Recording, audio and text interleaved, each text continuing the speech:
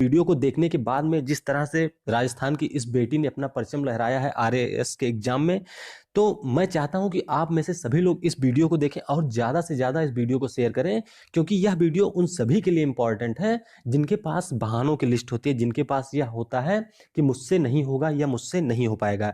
तो चलिए इस वीडियो में अब आप उन्हीं की जुबानी सुनिए उनके सफलता की कहानी को।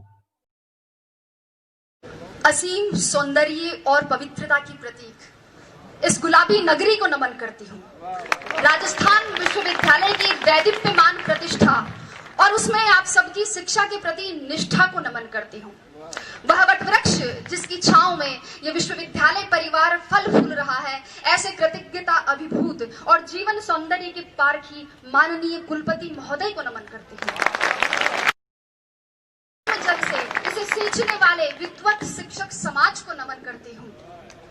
राजस्थान विश्वविद्यालय की वैभवशाली परंपरा और गौरवशाली इतिहास और उसमें जन्मी आप सबकी सुनहरे भविष्य की उत्साहित और अनुशासित प्यास को नमन करते हुए नमन करती हूँ उस परम पिता परमेश्वर को जो मुझ में वक्ता बनकर बोल रहा है, आप में श्रोता बनकर सुन रहा है और इस पंडाल के कण कण में विद्यमान होकर इस परम अनुष्ठान को साकार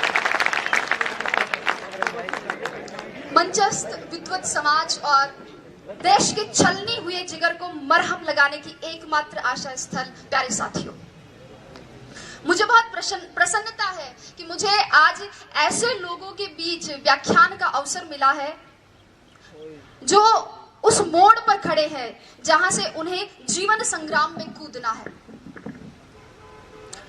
अभी आपके सामने बहुत सारी चुनौतियां और संघर्ष है। ऐसा नहीं है कि आरएस बनने के बाद मेरे संघर्ष और चुनौतियां खत्म हो गए हैं, बल्कि वो तो अभी शुरू हुए हैं, लेकिन उनसे लोहा लिए बिना हम आगे नहीं बढ़ सकते हैं। साथियों, मुझे नहीं लगता कि मैं अपने इन स्नातक अनुजों को कोई मार्गदर्शन दे सकती हूँ या आप में किसी अभूतपूर्व ऊर्जा का संचार कर सकती हूँ, क्योंकि मैं भी आप ही की तरह एक जिज्ञासु विद्यार्थी रही हूँ और पिछले कुछ वर्षों में वही सामने आप ही की तरफ बैठा करती थी जहां आज आप जगमग तारों की तरह इस परिसर को रोशन कर रहे हैं।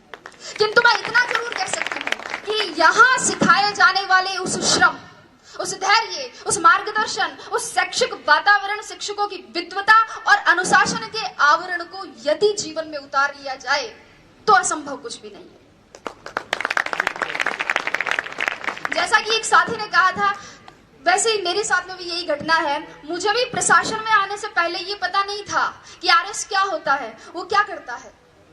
स्कूल में साथी लड़कियों ने कह दिया कि हम आरएस बनेंगी, तो मैंने भी 9th क्लास का रिजल्ट आते ही अपने बाल मन में पूरे घर में ये सार्वजनिक उद्घोषणा कर दी कि मैं आरएस बनूंगी।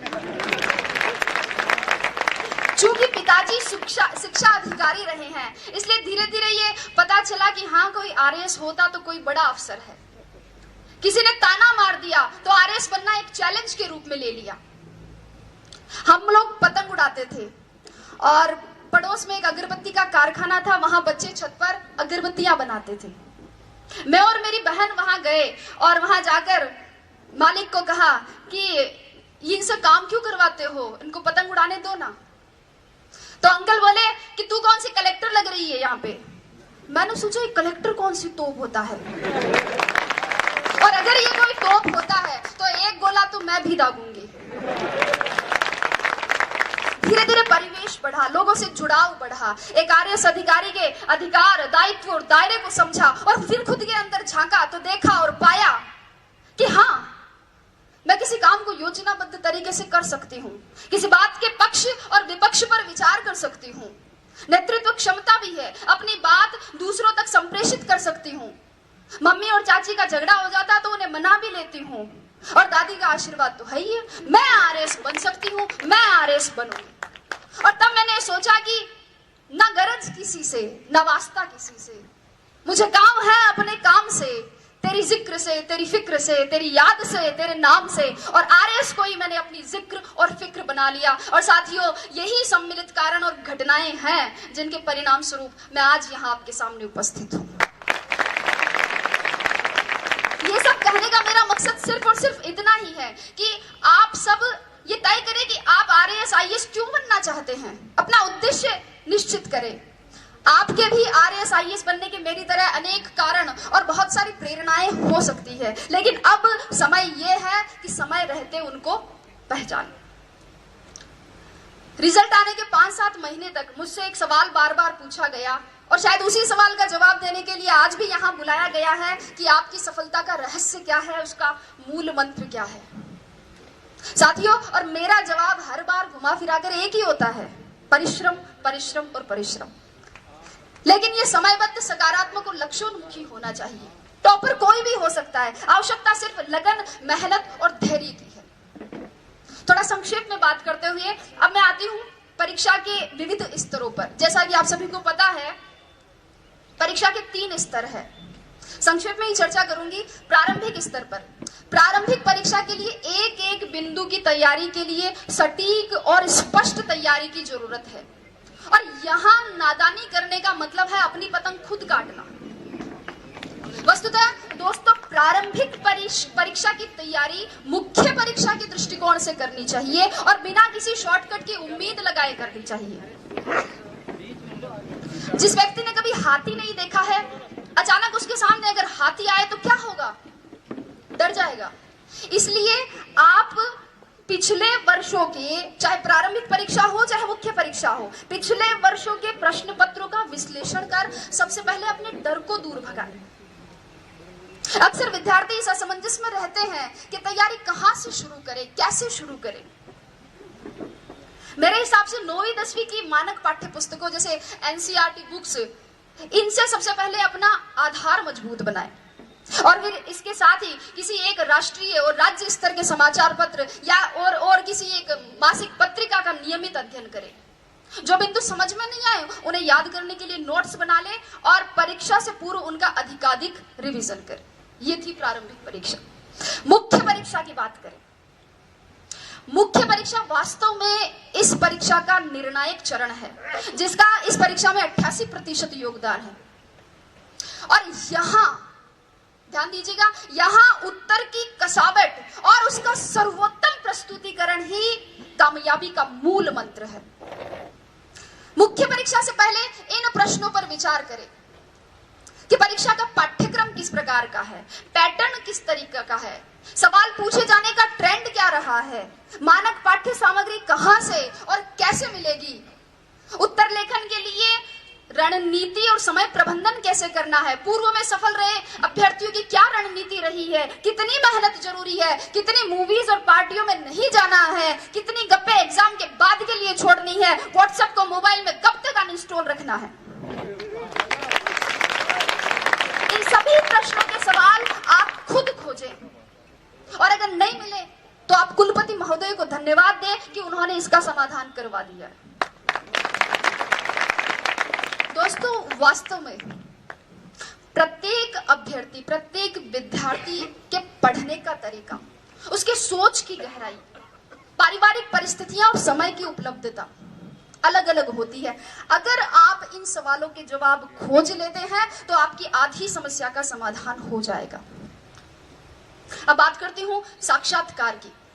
जैसे कि पुष्पा जी ने कहा था कि साक्षात्कार आपके ज्ञान का नहीं अपितु आपके व्यक्तित्व का परीक्षण है। साक्षात्कार में सामान्यतः एक अभ्यर्थी की मानसिक सजगता, ध्यान दीजिएगा, मानसिक सजगता, समीक्षात्मक दृष्टिकोण, नेतृत्व, निर्णय क्षमता, रुचि की विविधता, सामाजिक संगठन की योग्यता, बौद्धिक और नैतिक ईमानदारी और इसके अलावा आसपास की घटनाओं में, आसपास की परिवेश में घटित हो रही घटनाओं में अभिरुचि और दृष्टिकोण की गहन जांच होती है।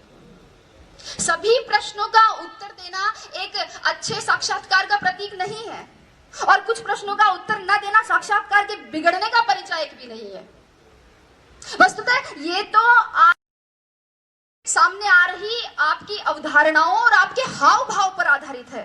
महत्वपूर्ण ये नहीं कि कितने प्रश्नों का उत्तर दिया, अपितु ये है कि उत्तर किस प्रकार दिया। अक्सर विद्यार्थी मुझसे पूछते हैं कि मैडम साक्षात्कार के लिए कक्ष में जाने से पूर्व क्या करें, दरवाजा खोल के अनुमति कैसे मांगे, हिंदी में मांगे या अंग्रेजी में मांगे। कुर्सी पर उनके कहने पर बैठे कि खुद बैठ जाए, बैठते वक्त हाथ टेबल पर रखे, पांव पर रखे, सिर पर रखे, कहाँ रखे।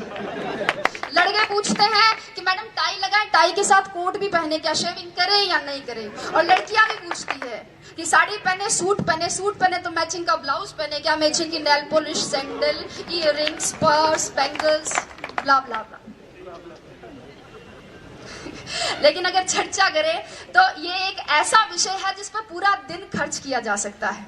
लेकिन अगर मेरी माने, संक्षेप में मेरी माने, तो आप तो बस, अगर आपको लगता है कि आपकी तैयारी अच्छी है, आपकी विषय पर पकड़ है, आपने जो अपने हिसाब से कपड़े पहने हैं उनमें आप सुविधाजनक महसूस कर रहे हैं और उनसे आपके शरीर का आत्मविश्वास झलक रहा है, अगर आपको लगे कि आपने अपने माता पिता का आशीर्वाद ले लिया है, ईश्वर में आपकी आस्था है और दादी और नानी ने कह दिया कि जा बेटा कलेक्टर बन के ही आई, तो आप तो बस दरवाजा खोलिए और मुस्कुराते हुए अंदर घुस जाइए।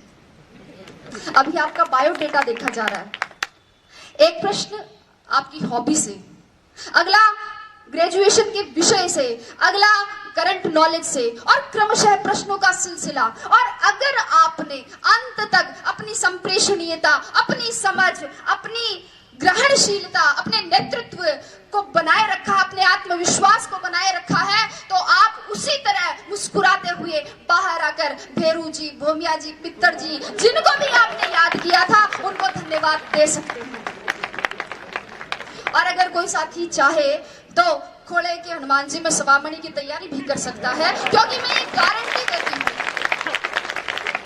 गारंटी देती हूँ कि जीत आपकी है। शर्त इतनी है कि सवामणि का निमंत्रण मुझे मिलना चाहिए। तो ये तो बात हुई परीक्षा के विविध स्तरों की। अब मैं परीक्षा में सफलता की क्या प्रक्रिया है